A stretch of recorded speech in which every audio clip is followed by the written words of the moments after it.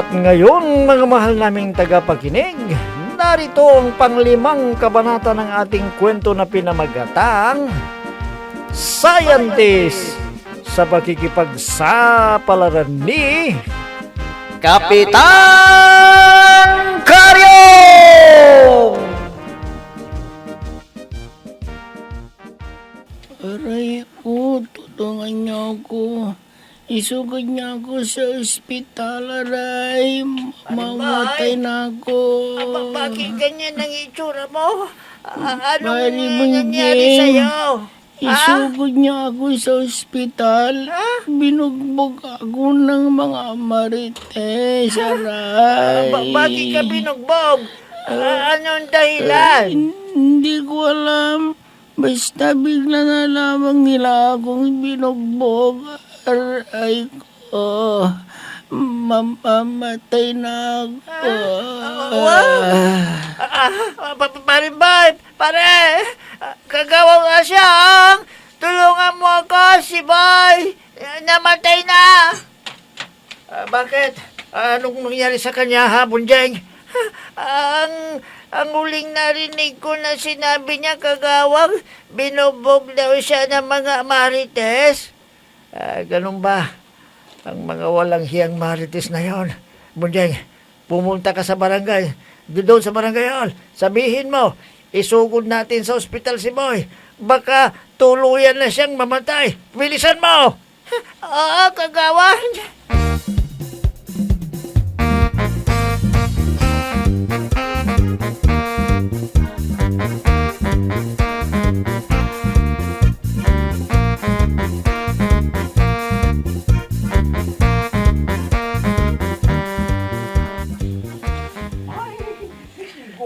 Magtantanda na ang buhay na yun.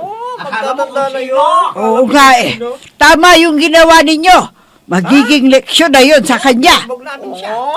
Oo, aling gibang. Marites na rin ngayon. Dinuro-duro pa naman kami, parang nakakalalaki siya. Diba? Ayan, inupakan na namin. Ha, si Kagawad Asyong paparating. Siguro uutang na naman to. Ay, hindi ko siya pauutangin.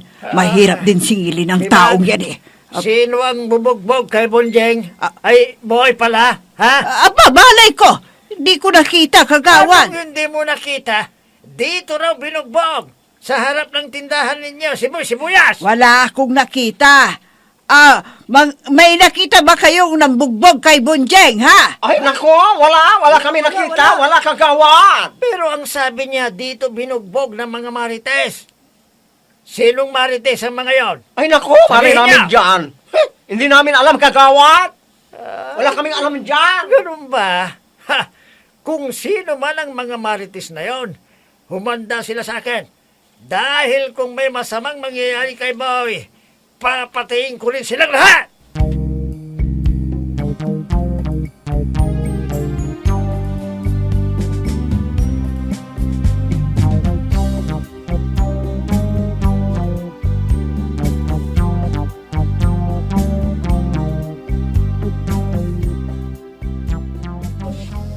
Ay, magandang oras sa inyo mga kapwa ko opisyal ng barangay.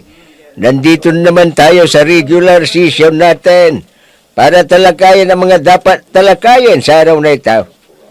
Tapos bago natin umpisahan ang ating session, ay nais ko munang iparating sa inyo ang resulta ng mga napiling entry dito sa atin.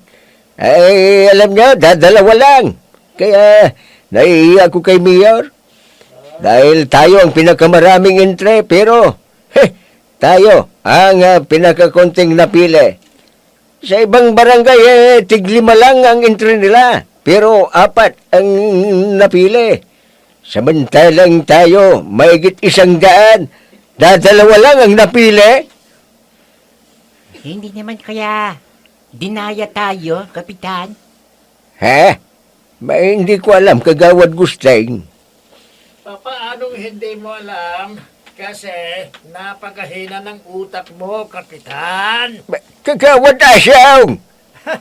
Nagsisession pala kayo. Hindi mo nyo man lang sinabi sa amin, Kagawad Dadong. Siguro may grasya na naman, ano? Kaya ayaw nyo na kaming isama. Ha? na maambulan ng kahit maliit man lang na grasya. Sinusulo ninyo. Hoy, Kagawad Asyong. Huwag ka nga magsalita ng ganyan, ha? Hindi mo kami katulad mo, na mukhang pera. Masyado kang kurap na kagawad. Ay, bawiin mo yung sinabi mo, Kagawad Gusteng. Bawiin mo! Eh, ba't ko babawiin? Totoo naman eh. Matagal tayong nagsama. Pero ang sama pala ng ugali mo. Mukha kang pera. Puro pera. Kurap ka talaga. Aba, inulit pa. Susuntukin kitang animal kang Kagawad ka. Sige, subukan mo. Ha? Makikita mo. Ang Ah, hinahanap talaga. Ay, mo. nako, tama na yan, tama na. Tama na. Tama na. Hoy, Kagawad Asyong kung wala kang magagawang mabuti, umalis ka na rito. Baka matulad ka kay Boy. Sige na, umalis ka na.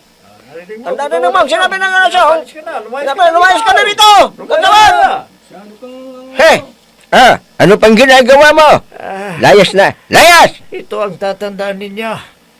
Lintik lang ang walang gante. Tandaan nyo yan!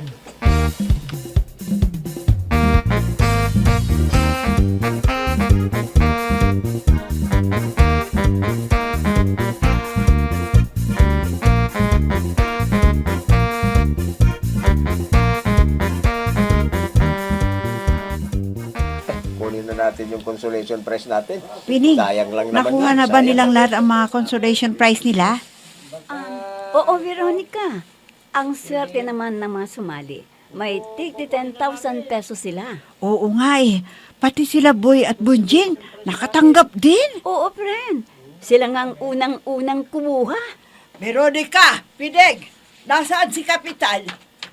Wala siya dito. Sabi niya, kakausapin daw si Mayor. Ganun ba? Bakit mo hinahanap si Kap? May sasabihin ka ba sa kanya? Tawagan mo na lang sa cellphone niya. Kasi, sasabihin ko sana na may lagnat si Ate Punyag. Gusto ko sanang isugod sa ospital. Kaya lang baka tinamaan siya ng bagong variant ng COVID.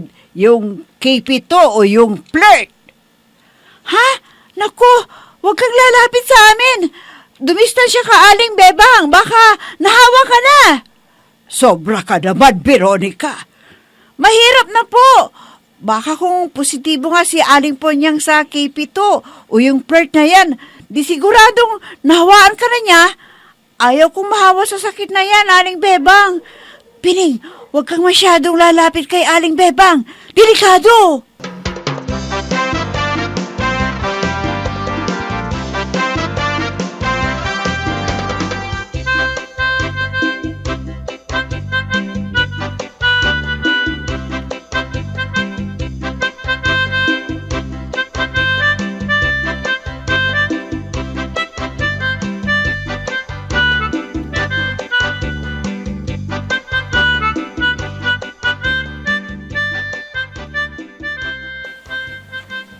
Bayaw, huwag ka munang papasok sa bahay.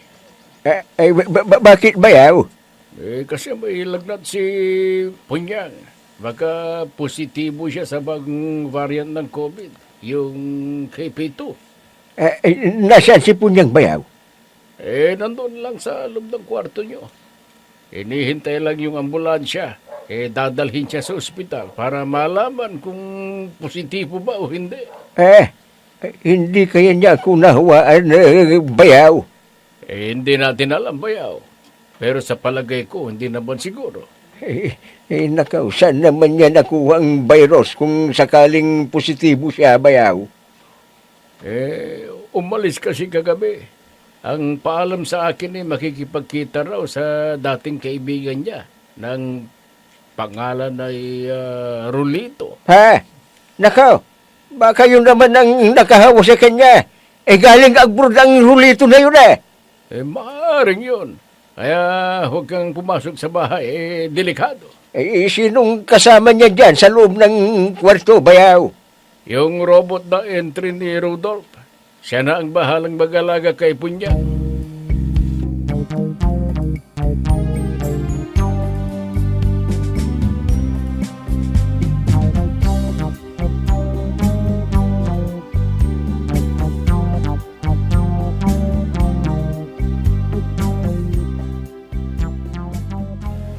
Pining, nakuha ko na ang resulta ng swab test ni Ate Punyang. O ano ang resulta, Aling Bibang? Positibo, kaya mananatili siya sa ospital. Nako, hindi ka kaya niya nahawaan? Ay, hindi. Sa katunayan nga nagpa-swab test na rin ako. Negatibo. Kasi nang dumating siya sa bahay, napansin ko na kaagad na parang inuubo siya. Kaya, dumistan siya na ako kaagad. Aling Biba, tulungan niyo ako. Ha? Benito, anong nangyari sa'yo? Bakit ganyan ang itsura mo? Nahihirapan akong huminga. May lagnat ako. May lagnat ka? Delikato. Lumayo ka sa amin. Siguradong may kibito ka.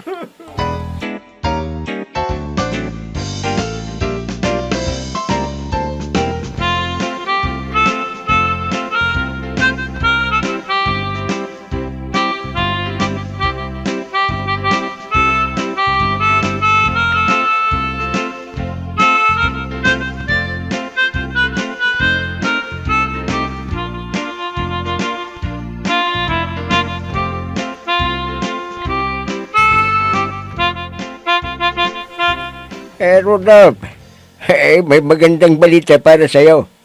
Ay, ano yun, Kap? Nakausap ko ang direktor ng Nangisayan Community Hospital. Sabi niya sa akin mahusay daw yung robot na intrimaw. At sabi pa niya sa akin kailangan daw niya ang robot sa ospital para safe na raw silang lahat. Ang robot na lang daw ang mag-aalaga sa pasyenteng positibo ng kipito o yung plant. Kaya, gumawa ka ng 20 robot. At babayaran daw nila kagad kahit magkano. Ganun ba, Kap? Oo, Rodolph. Sige na, umpisan mo nang gumawa para mai-deliver na natin kaagad sa ospital. Teka, magkano ba ang sasabihin ko na presyo para malaman nila at maihanda na nila kaagad ang pambayad sa iyo? Magkano ang isa, Rudolph? Magkano?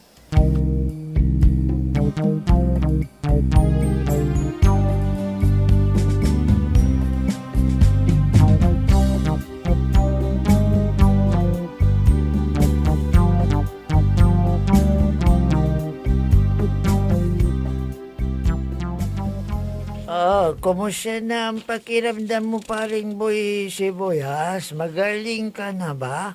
Oo, pare, medyo magaling na rin ako. Alam mo, Boy, swerte ni Rodolph.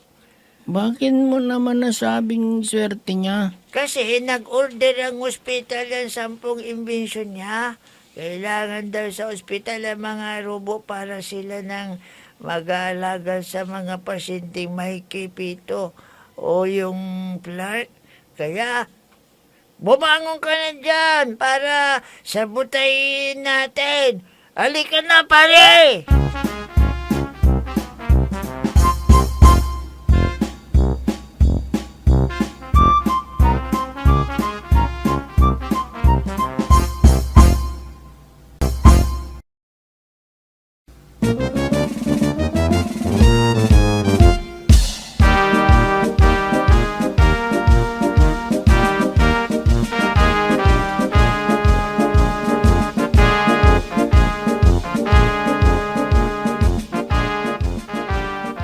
Hayaan nyo na lang ang Rudolph na yon dahil may magandang balita para sa inyo.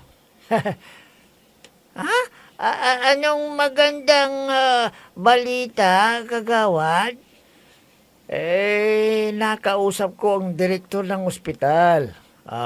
Sabi niya sa akin, kailangan daw ng ospital ang entry natin. Kasi ang daming kaso na langkwan yung kipito o yung plant sa bayan natin. Ano ang magandang balita, kagawad? Sabi sa akin, mag-o-order daw sila ng kahit 50 piraso ng super kama. Yun ang gagawin nilang higaan ng mga pasyente. Paglalagyan nila ng mga gamit ng mga positibo. At kung mamatay sila, yun na rin ang magiging kabaong nila. Diretso na. Kahit hindi na ipakremate. Di ba? Ganun ba? Ayos. Bunjing, narinig mo ang sinabi ng kagawad? Magkakapera na tayo. Yeah! Yayaman na tayo! Yayaman na tayo, boy!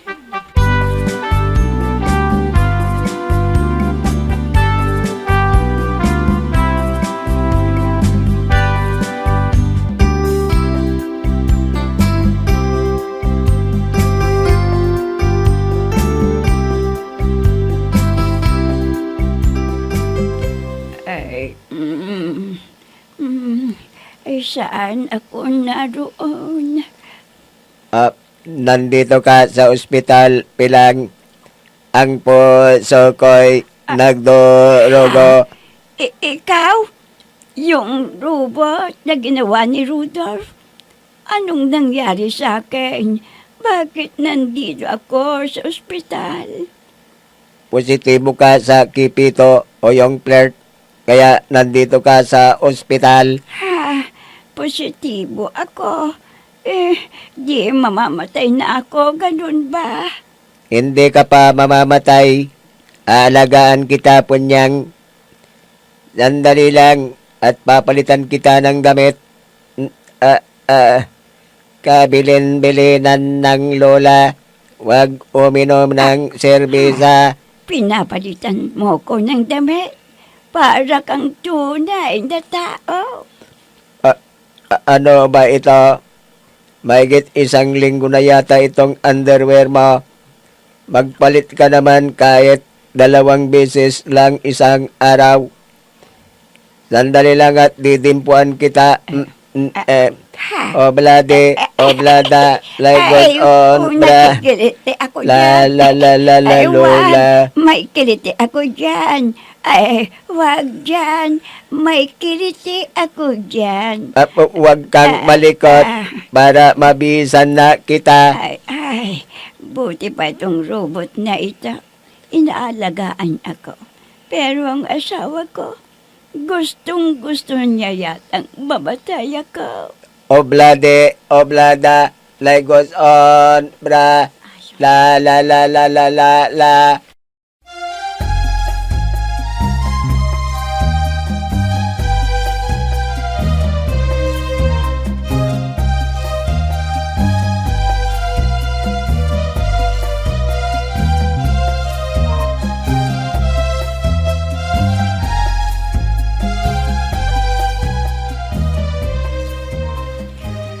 Kailangang makausap ko rin ang direktor ng ospital na ito. Pang-apat na ospital na ito na uupulan ko ng super kama. Ipapaliwanag ko sa kanya kung anong kailangan ng super kama. Hindi na sila gagamit ng hospital bed. Sa super kama na hihiga. Uupo at matutulog ang isang pasyente. Kung hindi niya nakayanan, yun na rin ang magiging kabaong niya. Makakatipid na ang pamilya niya. Hindi na sila bibili pa ng kabaong sa punerarya. May utak din pala sila Boy at Bunjing. Akala ko wala nang pakinabang sa kanilang dalawa. Teka, yung direktor ng ospital, lumabas na. Sasalubungin ko at kakausapin ko kaagad para mabentahan ko ng super kama. Magkakapira na naman ako.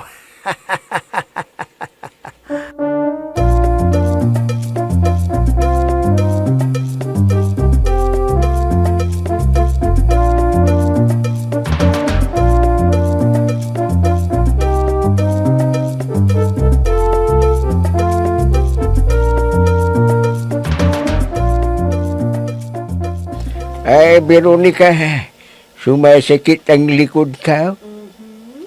Alam ko nang ibig mong sabihin, Kap.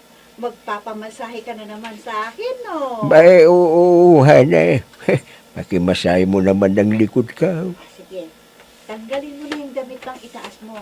Mamasahiin na kita. Sige, maghuhubad na ako, ha? Maskulado pa rin ako. Uumpisa na din kitang masahiin. Yan. Wow! Ang sarap, Veronica. Ang galing mo talagang magmasahe. Sige, maghubad ka na rin. Bakit ako maghuhubad? Mamasahiin mo rin ba ako, Kap? Oo, Hana. Mamasahiin kita. Sige na, alisin mo na yung damit mo. Oo, ang ganda mo talaga. Mamamatay ako kapag hindi kita nasilayan sa loob ng isang araw. Kapitan! Ay, nakaw! Hindi nakalagyan na pinang. Buksan mo ng pintaw. Nakaw. Oh, Pining, anong kailangan mo? Kitang-kita kayo sa CCTV. Pinapanood na kayo ng mga ibang kagawad. Ganun ba? Naku, Veronica, nakakabit na pala yung CCTV dito sa loob ng opisina ka. Oo, Kap. Nakalimutan ko na sabi sa'yo. Ikaw kasi, nagpamasahe ka na kagad. Naku, patayin mo ang linya ng CCTV. Delikado. Baka mapagkamalan nilang nagsisiping na tayo. Bilisan mo.